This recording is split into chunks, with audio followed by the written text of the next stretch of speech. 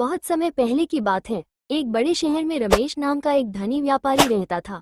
उसके पास बहुत पैसा, संपत्ति और व्यापार थे, लेकिन फिर भी वो हमेशा दुखी और चिंतित रहता था।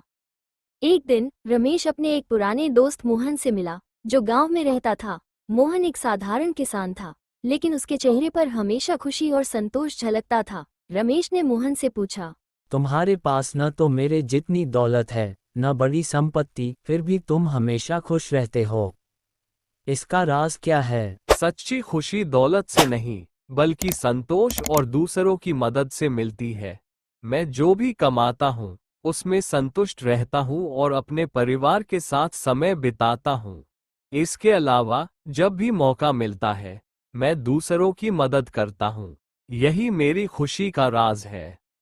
रमेश ने मोहन की बातों पर ध्यान नहीं दिया और सोचा कि सच्ची खुशी पाने के लिए उसे और ज्यादा पैसा कमाना होगा। वो अपने व्यापार में और भी ज्यादा मेहनत करने लगा, लेकिन इसके बावजूद रमेश की चिंता और बेचैनी कम नहीं हुई। वो अभी भी खुश नहीं था।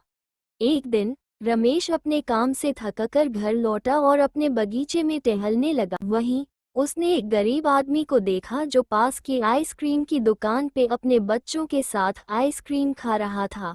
उसके चेहरे पर एक अजीब सी शांति और खुशी थी। रमेश को आश्चर्य हुआ और उसने सोचा, यह आदमी तो बिल्कुल सीधा साधा है, फिर भी यह इतना खुश कैसे है?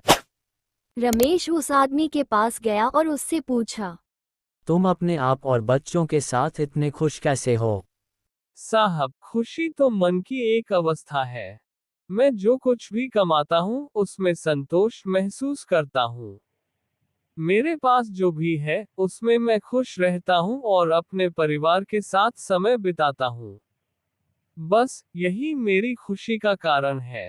रमेश को अब समझ में आ गया कि सच्ची खुशी पैसे या संपत्ति में नहीं, बल्कि संतोष और सादगी में है।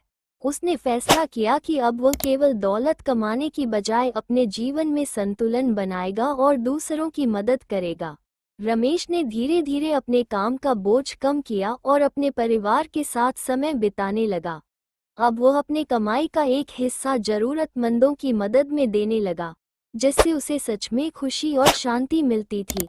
कुछ समय बाद रमेश को महसूस हुआ कि उसकी बेचैनी और चिंता अब खत्म हो गई है और वह सचमुच खुश रहने लगा है। उसने अपने दोस्त मोहन की बात समझ ली थी। इस कहानी से हमें ये सीख मिलती है कि सच्ची खुशी पैसे या संपत्ति में नहीं, बल्कि सादगी, संतोष और दूसरों की मदद करने में होती है।